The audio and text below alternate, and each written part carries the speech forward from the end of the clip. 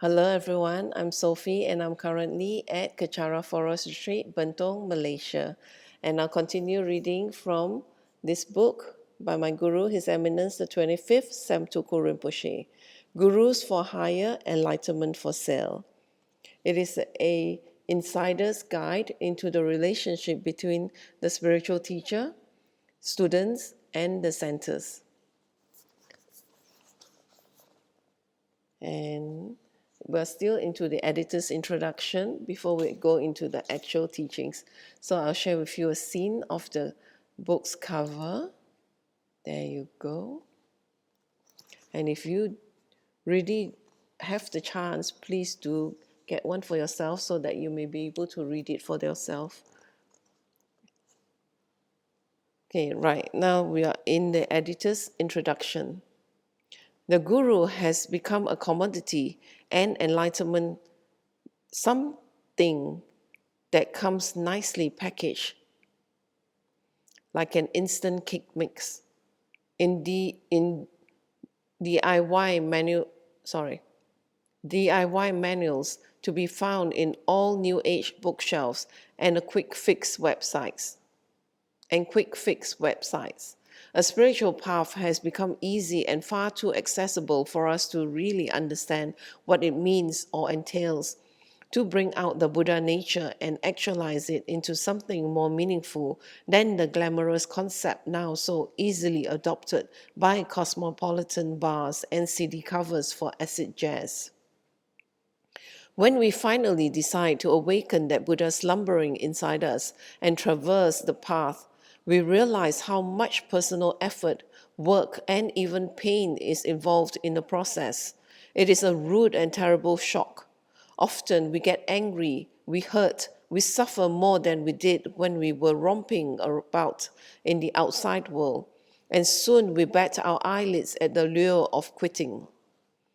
And as if our own egos and tempestuous fickleness weren't enough to contend with, we find ourselves caught up in a difficult but very human web of gossip, rumor mongering, and politics in the only place we go to for peace, the Dharma Center. Contemporary catfights and paranoid neurosis of the 21st century angst find themselves pitted against ancient wisdom and thousand-year-old traditions of monks, nuns, and mystics. The combination is potent either way. It forces us towards enlightenment, or it makes us clamber back deeper into our old awful selves. So, just how does a girl like me, you, or the aspiring yogi next door ever get anywhere? His Eminence Sam Tuku Rinpoche, embodying all that is amber and ancient of 25,000 years of teachings, links it all together into a path that is uncomplicated and full of that special clarity we seek within and without. It is not so hard after all. While talking about refuge and taking on a spiritual path, one of his students said to him, "If I don't do it now, I'll never do it. I'll just got to jump in the deep end." He answered, "And then you find it's not so deep after all." We rediscover through these teachings that the pool isn't as dark and murky as we think.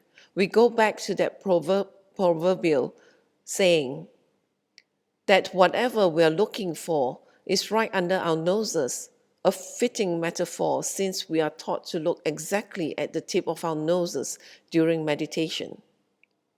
Eventually, we realize that the guru-disciple relationship, so incredibly difficult for the independent contemporary self to comprehend, is actually all about, well, ourselves. We understand that the Dharma Center becomes a physical manifestation of the teachings, embodied through the students and eventually ourselves. Practice, submission, the initial suffering, inner peace, and world peace is all, Rinpoche emphasizes, about the self and paradoxically freeing ourselves from it. So we are given the option. You can choose to make your spiritual path easy, or you can choose to make it difficult. This book was born out of a 3-day teaching given by His Eminence Sam Tuku Rinpoche in Sam Ladrang, in Kuala Lumpur, Malaysia, to a group of students who were directly involved in committees within the center or who worked in affiliated departments, the Dharma stores, art departments, and publishing house. The talks were initiated by Rinpoche, who wanted to highlight and give a thorough explanation of the guru-disciple or teacher-student relationship for modern practitioners and the intricate workings, politics, and sensitivities within a Dharma center. In this second revised edition, we have also added further materials from other Dharma teachings given by Rinpoche about the guru-disciple relationship and commitment to Dharma's work and practice. As Dharma centers continue to mushroom, Rinpoche's own Dharma center in Kuala Lumpur, Malaysia, Kechara, finds itself at a pivotal point of expansion and growth. The idea for this book came out of the need to address issues that members in our own center will come to face if they have not already, and that invariably affect the operations and activities of other Dharma centers around the world. Having had a fervent passion for Dharma since his earliest childhood, Rinpoche has studied, worked, and taught in Dharma centers in America, Nepal, Ganden Shatse Monastery in India, and various centers throughout Malaysia and Singapore. Much of what he speaks about in this book is garnered from his experiences from his volunteering, work, study, and teachings in all these Dharma centers, making it incredibly relevant for centers anywhere, for members at all levels. At the end of the third day, one of Rinpoche's senior students and then president of the center's committee raised a further question about refuge, which brought out an additional completing part of the whole enlightenment puzzle, the practice and the path of each individual, embodied in the formalized ceremony of taking refuge.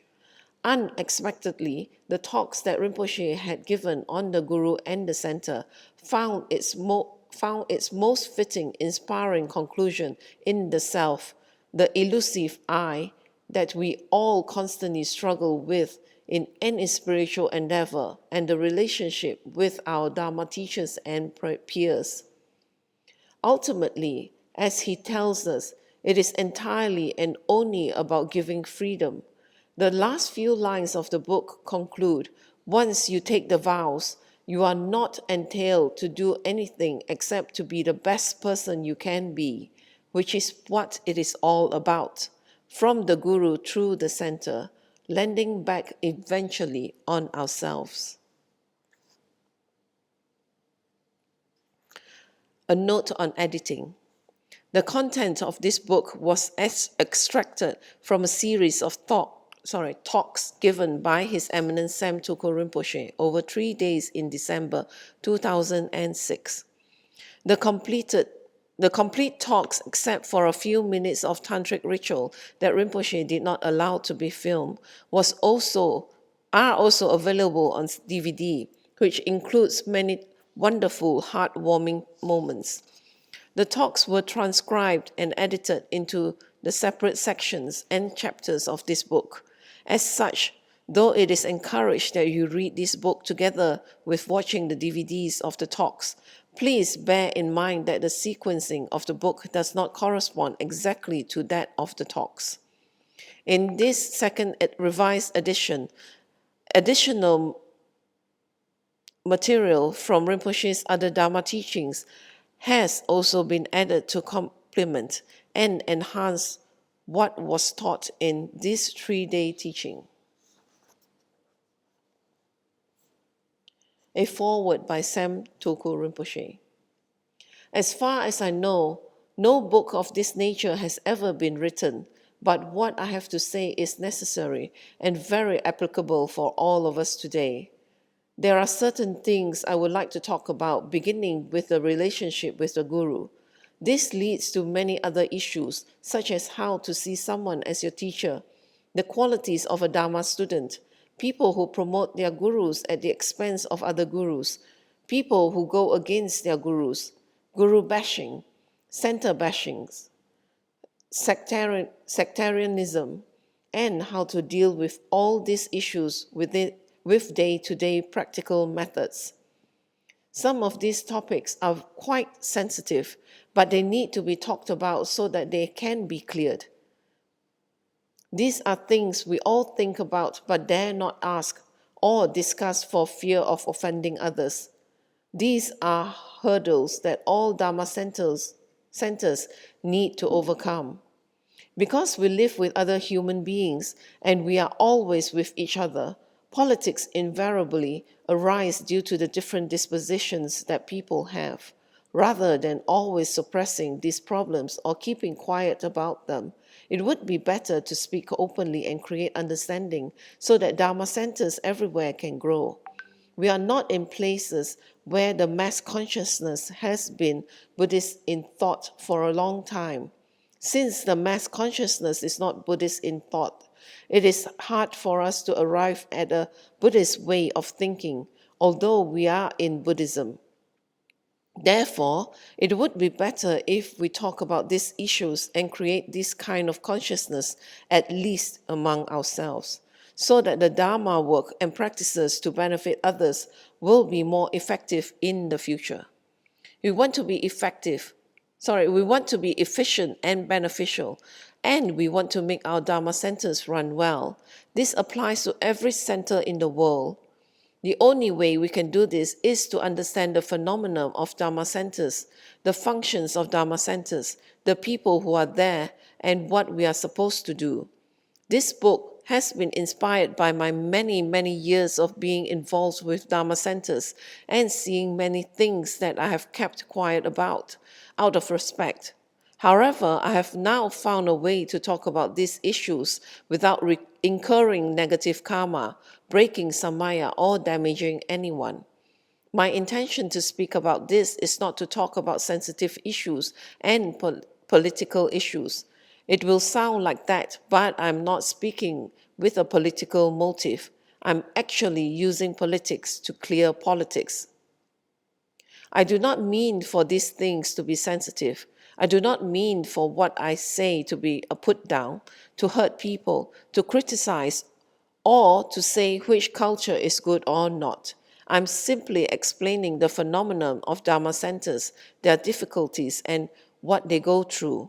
I hope it can provide practical information for all of us on a personal level and for our center and its growth. Sam Choku Rinpoche.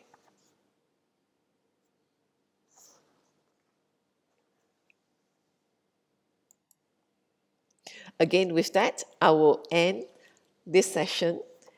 And by the next session, it will actually go into Rinpoche's teachings. So this is something that leads to something that is very, very important when we develop our relationship with our gurus. This is very important for us to actually learn how to respect, our gurus and respect our centers and the people within. So this book, Gurus for Higher, Enlightenment for Sale, is a very important guide for practitioners in seeking a guru or having a guru and how we see our gurus. And thank you for sharing your time with me. And I'll end this session with a completion dedication in Tibetan. Jang jo sen jo rinpoche ma ge pa nam ge shi ge pa nam pa me pa yang go ne go du pe wa shu to ni to rinpoche ma ge pa nam ge shi ge pa nam pa me pa yang go ne go du pe wa shu da so ji ne sa pa ge wa di da nan ro wa go na ka pa dang je pa je sun no san tra pai tam ping in po rin du sa se sho ke wa kun tu yan da la ma da dra me cho ki pa la no cho che sa dam lang yi ya te ro so ne do je chang yi ngao pa nga tu so ke wa di yu du da la ma sang yu dru yu ne dru wa chi kya ma lo pa de sa la go pa shu jo ki kya po sung ka pa cho su na pa pe wa la ke ki sa ma si wa dang tung ki ma lo sa wa shu da dam sang yi du san dan dru wa song yi la te ne ke wa lo san tra pai tam pa yu ri va gi yu shi Ni modele sendele, ni mingunyan dele shi, ni singtatu dele pal, kunchu sungi jingi lob, kunchu sungi ngodruso, kunchu sungi trasi sho. Jesu nama kusen rap ting ching, nam katrini chocho ke padang, lo sab tempe dro mi sab sungi, dro e musa tatu ni gyushi.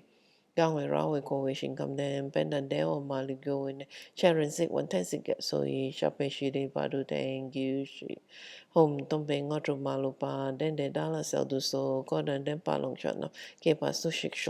Cell. Thank you again for joining me, and I do hope that you'll join me for the next session when I actually go into the readings. Thank you.